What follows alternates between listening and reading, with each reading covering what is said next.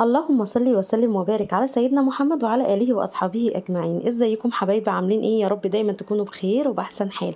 النهارده بقى هنعمل مع بعض طريقة الكنافة بالكريمة والمانجا، طريقة حلوة جدا جدا، وهنعمل كمية. لو عندك عزومة، عزم عيلة، عزم حد من صحاب ولادك، عندك عزومة تكفي العزومة كلها. بصوا هنا أنا معايا كيلو من الكنافة. أول ما نجيبه نحطه في الفريزر على طول ونطلعه تاني يوم. هنمسكه اول ما نطلعه من الفريزر نكسره بالطريقه اللي انتوا شفتوها ديت. وهنجيب اي حله معانا تكون كبيره، وهنزل بكبشتين كبار من السمنه. انتوا عارفين طبعا ان الكنافه بتحب السمنه. انا هحط كبشتين كبار بالكبشه اللي معانا ديت، وهحط يعني يا دوبك نص كوبايه زيت. تمام كده. فهنا بقى هبدأ انزل بالكنافة بتاعتي. طبعا الكنافة لو مش حابة ان انت تعمليها على النار، ممكن تفرديها في صينية وترشي لها السمنة وتدخليها الفرن وتتحمر كلها، وكل شوية قلبيها. انما الطريقة ديت اللي انا هوريها لكم حلوة جدا وسهلة جدا. بصوا انا هنا حطيت كيلو الكنافة اللي انا كسرته خالص مع السمنة والزيت، وهنبدأ ان احنا نقلبه. انا بس هقلبه بالمعلقة كده، تقليبة كده عبيطة كده بس عشان السمنة تندمج مع الكنافة. وبعد كده هوريكم نقلب الكنافة ازاي. هنقلبها بطريقة حلوة جدا، ولا تقعدي بقى توجعي ايدك ولا تقلبي بمعلقة ولا الكلام دوت. هنا سبت المعلقة وبوريكم هنقلبها ازاي بالطريقة ديت. كل دقيقتين 3 وانتي واقفة بتشتغلي في المطبخ هنقلبها بالطريقة ديت. هتدينا لون من الكنافة حلو جدا. طبعا هنا وانا واقفة قلت احط الشربات يتعمل معانا. معايا كوباية من السكر، كوباية من المية، ونص عصرة ليمونة. ده الشربات بتاعنا. كزرونة حلوة كده، والمعايير بتاعتي كوباية سكر وكوباية مية ونص ليمونة. هنحطهم على النار ونسيبهم 5 دقايق يا دوبك بس يغلوا وهنطفي عليه. طبعا هنا الكنافة زي ما قلت لكم ايدينا فيها هننطق الحلة زي ما شفتوها. بصوا بالمنظر ده، مش هنعمل اكتر من كده. هنا زي ما انتم شايفين كنت حابة بس اوريكم اللون بتاع الكنافة بقى عامل ازاي. بصوا كل شوية اقلبها بالمنظر ده تغير لونها، بس لا اكتر ولا اقل. ولا هتتعبي ايديكي بقى في التقليب ولا الكلام ده خالص. حاجة سهلة وبسيطة، بالذات في الكنافة اللي بتتحمر يا جماعة، عشان في ناس بتزهق من تحمير الكنافة. بالمنظر اللي انت شايفاه ده هيديك اللون حلو قوي. طبعا انا هنا كنت جهزت الصينيه بتاعتنا. بصوا الصينيه دي حجمها كبير جدا، يعني دي صينيه مربعه بتاع 40 في 50 او اكبر كمان. هنا خلاص كنت حمصت الكنافه زي ما انتم شايفينها للون الذهبي كده، وكبتها كلها في الصينيه. هفرد بقى الصينيه، طبعا مش هدهنها اي حاجه، انا حاطه الزيت والسمنه في الكنافه. هنفرد الكنافه في الصينيه بالمنظر اللي انتم شايفينه دوت. وهحاول على قد ما اقدر ان انا اسويه كويس جدا. انا هسويه بالمعلقه كده وافرده، وهرجع تاني اسوي بايدي. لازم اتاكد ان مفيش جنب عالي وجنب واطي، تكون سوي واحد. طريقه سهله جدا والله يا جماعه، جربوها. بصوا يعني هتقولوا احنا ما كناش كنافه بالمانجا دي قبل كده. جربوا بس الطريقه وان شاء الله تعجبكم. انا هنا خلاص كنت سويت الصينيه زي ما انتم شايفينها كده. والخطوه بقى التانية اللي جايه ان شاء الله الشربات. بصوا انا ليه بحط شربات؟ لاني الكنافه بتبقى ناشفه، لازم نطريها بكوبايه شربات. لازم لو عندك ازازه زي ديت عشان تعرفي توزعي، هتفتحيها وتحطي فيها الشربات، بس يكون طبعا الشربات بارد والكنافه لسه حطاها سخنه. وهتوزعي بيها بالمنظر. هنا كنت بقولك هتوزعي ازاي. طيب الناس اللي ما عندهاش الازازه اللي هي بتاعه توزيع الشربات، يبقى هتجيب الفرشه وهتوزعي بيها. الفرشه بتوزع حلو جدا، وهوريكم كمان بتوزع ازاي. بصوا انا اتعمدت ان انا اوزع الشربات بالفرشه علشان الناس اللي ما عندهاش الازازه ديت. هوريكم ازاي توزعي، وسهل جدا التوزيع بالفرشه، بحيث ان انا هنا اقدر ان انا اشرب الصينيه كلها شربات. طبعا الكوبايه اللي معايا بتاعت الشربات ديت هشربها للصينيه كلها بالتساوي. وبعد ما نشربها الشربات ليه؟ طيب الشربات بيخلي الكنافه طريه، ما بيخليش الكنافه ناشفه. فالخطوه دي يا جماعه مهمه جدا، ان احنا لازم نسقيها بالشربات بتاعنا كوبايه واحده بس. هنا خلاص كنت شربت الصينيه كلها زي ما انتم شايفين، اظن باين في الفيديو. الخطوه الثانيه بقى نعمل مع بعض الكريمه. الكريمه طبعا انا قلت لكم بستعمل كريم شانتيه دريم.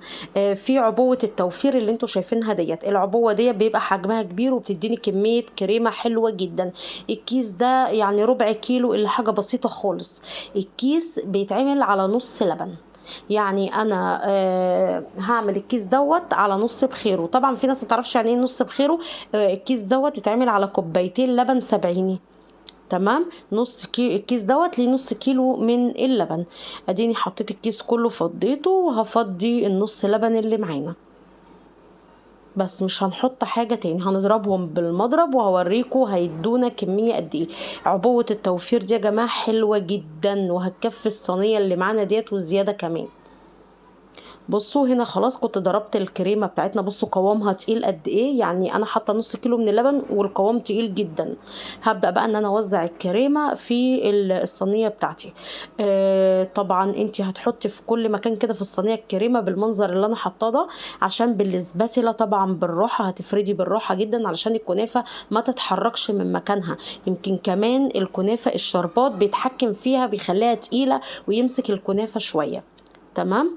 فانا هنا هبدا اوزع الكريمه بالتساوي، يعني انا عايزه افردها في الصينيه كلها بالراحه طبعا بالسباتيلا، عشان السباتيلا بتفرد معانا بالراحه خالص. كمية حلوة جدا وهتكفي حجم الصينية. والله الصينية دي يا جماعة تأكل عيلة. فبجد بجد كمية حلوة. كيلو الكنافة ليه كيس من الكريم شانتيه اللي انا وريته لكم دوت، ونص كيلو لبن. طريقة سهلة خالص وما فيهاش اي حاجة، وانا ماشية معاكم المقادير واحدة واحدة والخطوات واحدة واحدة. وقلت لكم الصينية حجمها 40 في 50 او اكتر، او 50 في 60، صينية كبيرة. طيب انا زي ما انتم شايفين كده بالتساوي، ببدأ ان انا اساوي الكريمة بالمنظر اللي انتم شايفينه دوت.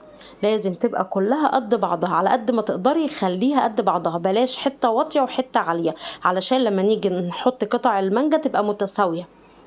انا هنا سويتها على قد ما قدرت كويس جدا. خلاص هنا كده مية مية. هبدأ ان انا ادخلها في التلاجة. تحطوا الصينية في رف لوحدها في التلاجة، وتسيبوها شوية تجمد تتماسك عبال ما نجهز المانجا بتاعتنا.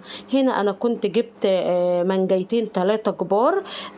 طبعا المانجا بتاعت التخزين يا جماعة اللي انتوا بتخزنوها في الفريزر، دول كانت مانجا اسمها كيتي حاجة زي كده، بذرتها رقيقة جدا بس بترمي معانا لحم. المانجا دي بتبقى حلوة، او نعومي او صديقه، في انواع كده معينه من المانجا بتبقى حلوه جدا جدا في التخزين، وبترمي معانا قطع من المانجا وبتبقى حلوه.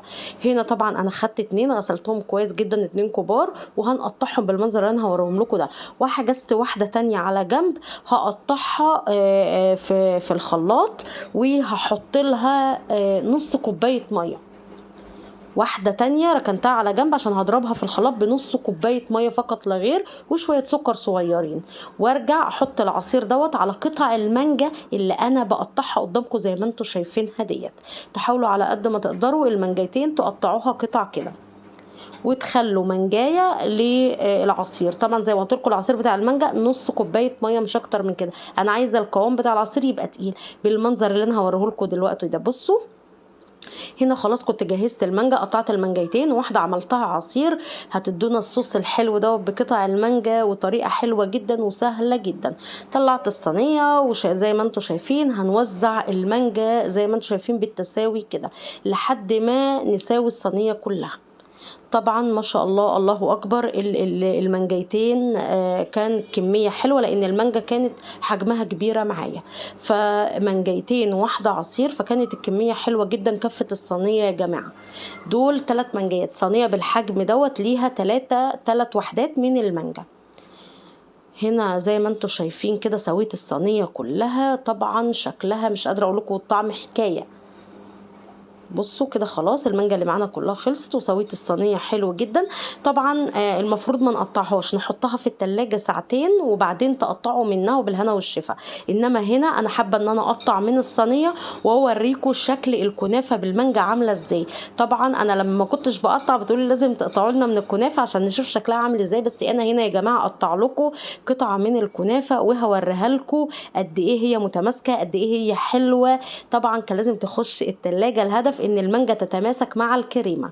بصوا بصوا شكلها عاملة ازاي، بسم الله ما شاء الله، حلوة جدا، وسمك الكريمة حلو جدا. وبالهنا والشفا، جربوا الطريقة بجد بجد، اعتمدوها ان شاء الله هتعجبكم. طريقة سهلة خالص، ما خدتش وقت، ما فيهاش اي حاجة، بسيطة جدا، وتقدروا تعملوها في البيت للولاد، ضيوف عندكم جايين، وجربوها وقولوا لي ايه رأيكم في التعليقات في طريقة الكنافة بالمانجا. اتمنى طريقتي وصفتي تكون عجبتكم. لو عجبكم الفيديو ما تنسونيش باللايك والشير والاشتراك بالقناة من يوميات مولي.